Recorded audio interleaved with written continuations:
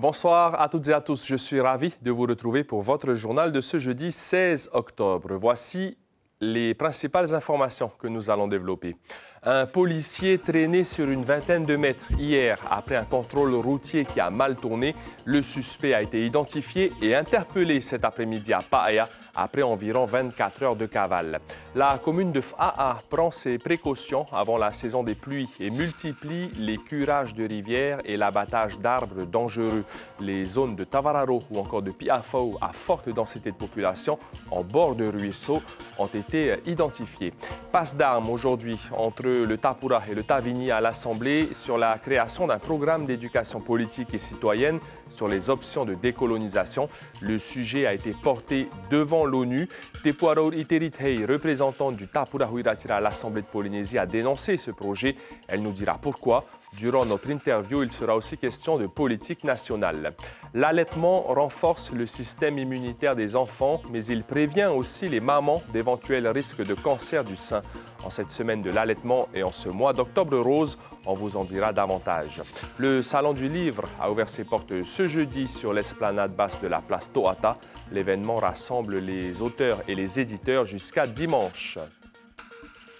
Merci d'être avec nous. Le chauffard suspecté d'avoir traîné sur plusieurs dizaines de mètres un agent de la police hier a été arrêté cet après-midi.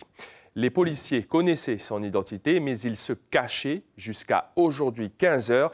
Il a été arrêté à Paea. Les syndicats sont montés au créneau car leurs collègues auraient pu perdre la vie. Chiquita Teiva Ribé. C'est à cette bretelle du boulevard Pomaré 4 que l'agent de la DTPN a failli être fauché par un délinquant de la route. Il était environ 15h30. L'homme refuse d'obtempérer et s'enfuit. Les témoins parlent d'une scène extrêmement violente. J'ai vu un monsieur en voiture démarrer à toute vitesse avec un policier accroché à la fenêtre en disant « Stop, arrêtez, police !» et le monsieur a encore plus accéléré, quoi. Et on l'a vu partir sur plus de 50 mètres.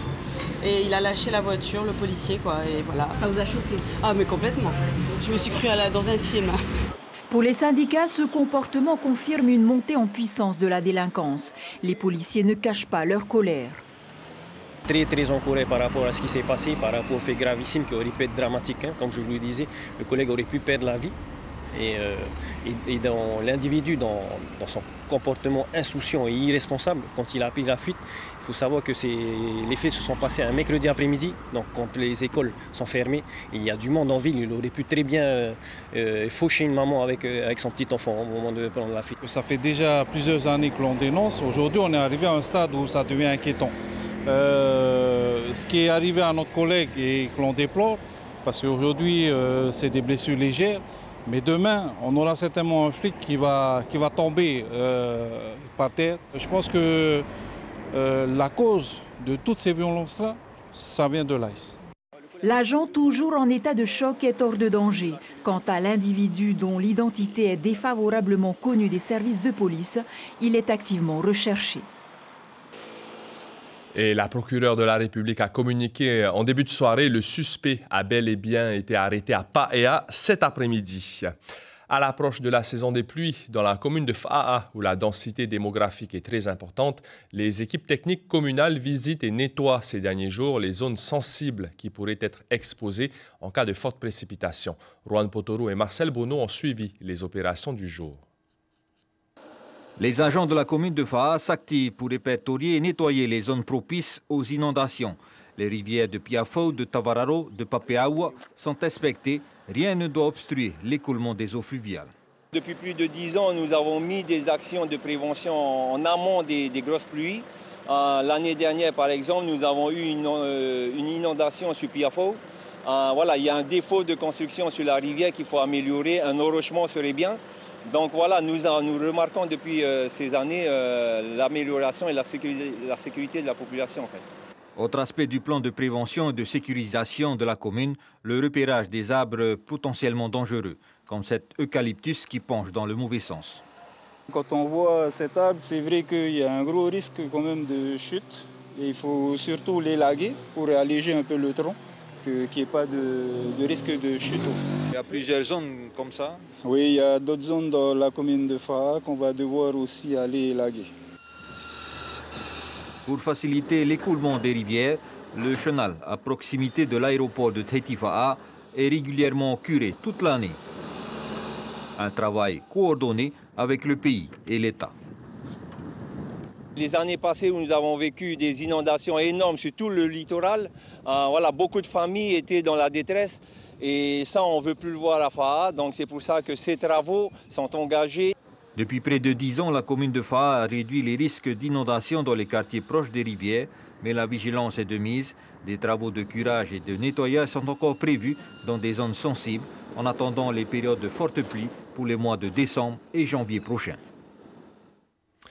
C'était une question orale très attendue et une réponse visiblement bien préparée. Ce matin, à l'Assemblée de Polynésie, lors de la session budgétaire, un sujet a cristallisé les tensions. La semaine dernière, à l'ONU, plusieurs pétitionnaires du Tavini ont annoncé la création d'un programme d'éducation politique et citoyenne sur les options de décolonisation, un thème qui a nourri les joutes politiques entre majorité et opposition aujourd'hui.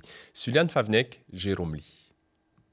L'élaboration concertée de fameux programmes d'éducation citoyenne aux 3 options de décolonisation, le lancement de la campagne d'éducation et de sensibilisation citoyenne.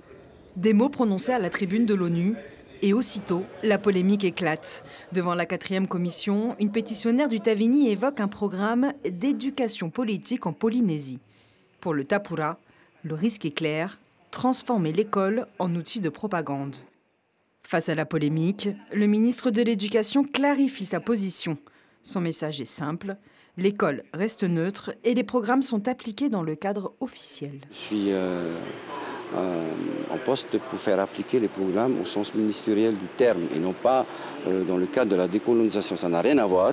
Par contre, il faut préciser que les thématiques de la colonisation et de la décolonisation sont au programme. L'école n'est pas un lieu d'endoctrinement, tout simplement. On est là pour faire appliquer les programmes avec les valeurs républicaines et évidemment avec les spécificités de notre pays, tout simplement. Une mise au point qui semble calmer le jeu, du moins en apparence. Car pour le Tapura, cette question orale servait aussi à mettre en lumière le double discours du Tavini entre ONU et Polynésie. C'est important de mettre les pieds dans le plat, comme on le fait là à travers ces questions-là, pour que la vérité éclate et qu'à un moment donné, justement, il n'y ait pas des doubles discours, des discours portés à l'étranger qui ont une tonalité différente et des discours devant notre population qui sont différents. Notre population a droit à la vérité et ces questions, justement, poussent nos ministres à dire la vérité. Une passe d'armes bien rodée entre majorité et opposition. Tavini, Tapura, chacun son terrain, chacun sa stratégie. Et pour parler un peu plus de ce sujet, nous recevons la représentante du Tapura Huiraatira à l'Assemblée de Polynésie. Bonsoir, Tepuaro Iteritei. Bonsoir, Marouki, et bonsoir à tous nos téléspectateurs. Alors, vous fustigez ce programme d'éducation politique et citoyenne sur les options de décolonisation que le Tavini souhaite mettre en place dans les écoles. Vous craignez que les écoles deviennent un outil de propagande. Le ministre vous a répondu et il a dit que l'école n'est pas un lieu d'endoctrinement. Est-ce que ça vous a rassuré? Alors avant de répondre à votre question, je voulais d'abord dire notre déception. Parce que ce soir, le Tapura Huiraatira a été invité dans le cadre d'un débat avec le Tavini Huiraatira, justement sur ces sujets qui sont portés à l'ONU.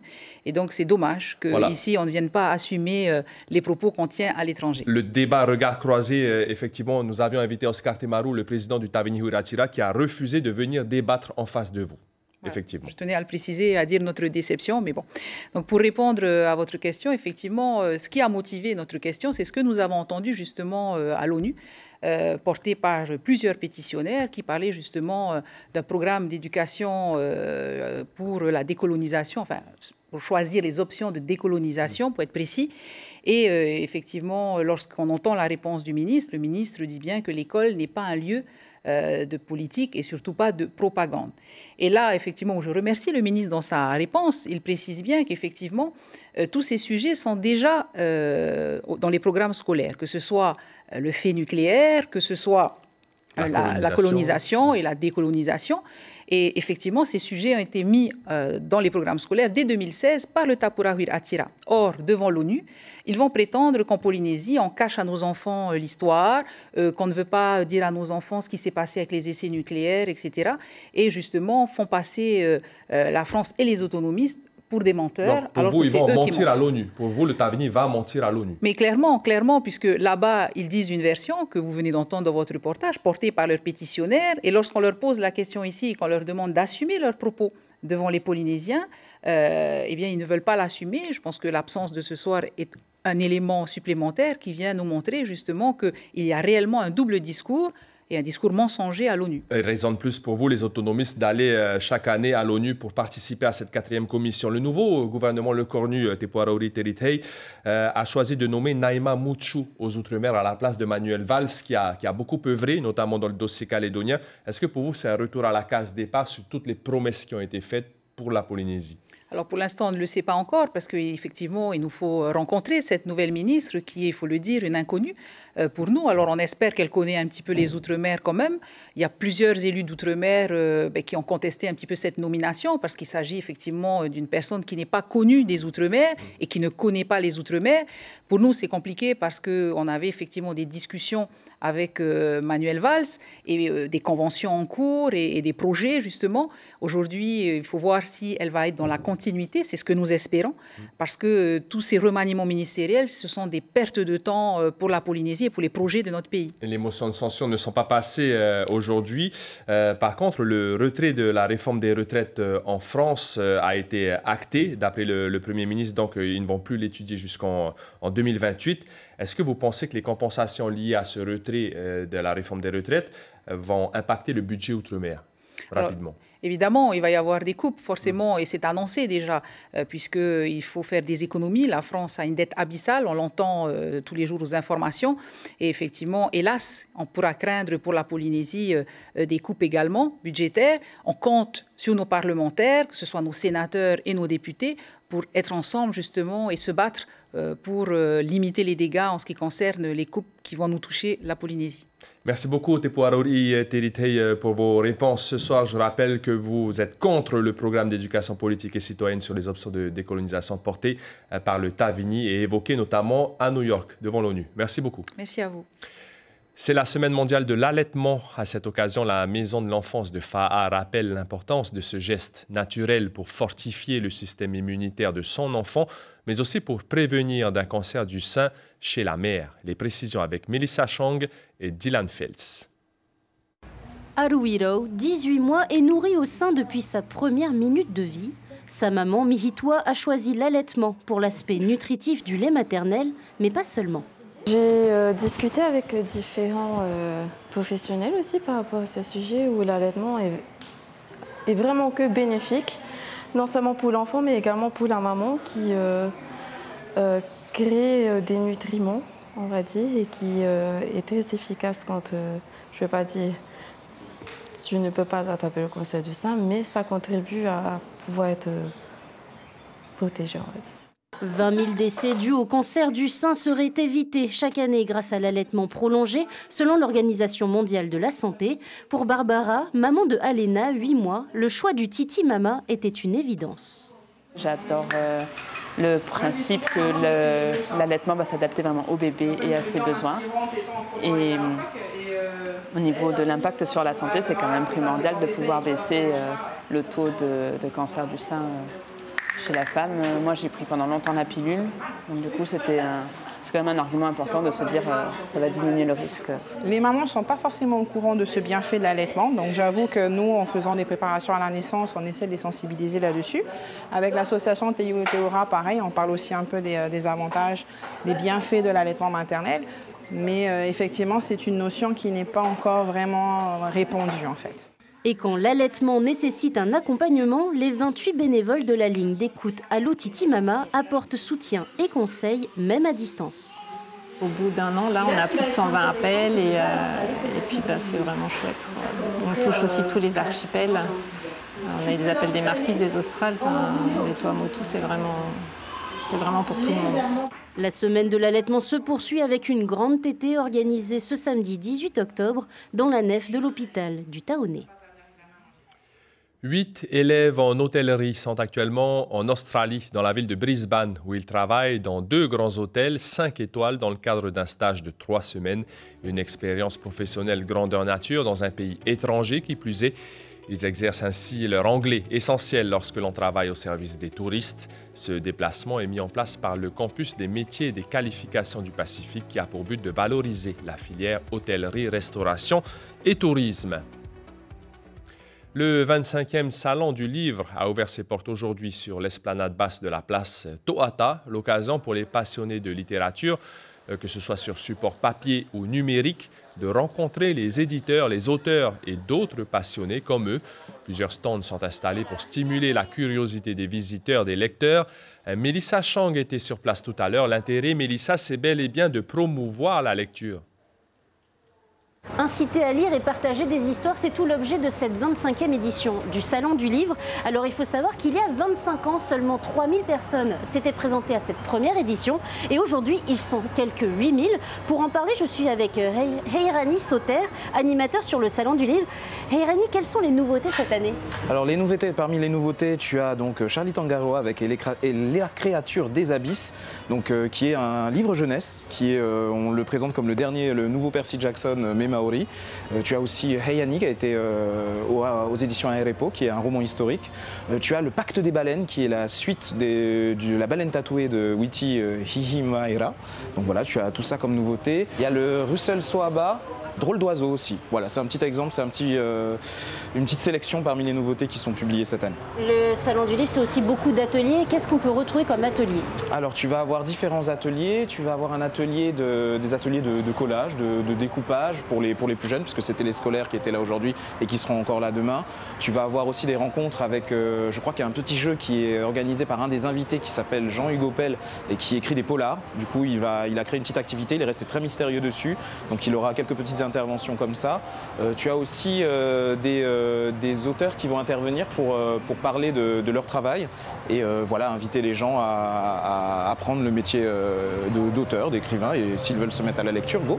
Donc ici, on peut retrouver à la fois des chercheurs, des écrivains, des poètes. Chercheurs, écrivains, poètes, même des traducteurs, ça on a tendance à oublier, mais les traducteurs qui permettent justement de décliner les livres dans différentes langues et qui sont présents et qui font aussi des interventions devant. Il y a l'occasion d'avoir des tables rondes, des causeries pour pouvoir aller à la rencontre des auteurs, parce qu'il y a une grosse frustration. Moi j'ai une formation littéraire et on a tendance à étudier des auteurs morts. Donc en général on ne peut pas leur poser des questions. L'avantage de venir à un événement comme le Salon du Livre, c'est qu'on peut interagir avec les auteurs et avoir enfin des réponses à nos interrogations quand on lit un livre. Ce n'est plus à sens unique, on a enfin un vrai échange avec l'auteur. Merci beaucoup Heirani Sauter. Donc le Salon du Livre se tient sur la place Toata jusqu'au 19 octobre, Marouki. Merci à vous, Mélissa Chang. Merci également à Dylan Fels à la caméra. Avant de se quitter, le rappel de l'information principale. Le chauffard qui a refusé de s'arrêter et a traîné sur plusieurs dizaines de mètres un agent de la police hier lors d'un contrôle routier a été arrêté cet après-midi. Les policiers connaissaient son identité, mais il se cachait. Jusqu'à aujourd'hui, 15 h, l'homme a été interpellé à Paea. L'invité café demain sera l'avocat spécialiste des affaires foncières, Théodore Serran-Jérusalemi. Il viendra parler de l'accession à la propriété foncière en marge du colloque organisé sur le sujet à l'Assemblée cette semaine. Sur notre site Internet, à lire, Tahiti suffoque sous le poids de ses propres voitures, selon le dernier rapport de la CTC. Sur vos écrans, appelez ce journal Soirée série, avec 2 épisodes de Vigile, puis 2 épisodes de 911 Lone Star. C'est la fin de ce journal. Merci de votre fidélité. Demain matin, retrouvez Corinne Tehitia et Abinera Tematahotoa en radio, Sibel Plichard et Tawar Ili pour les informations télé. On se quitte sur les moments forts des 60 ans de la télé en Polynésie, un anniversaire célébré hier soir sur nos antennes. Passez une très belle soirée et prenez bien soin de vous.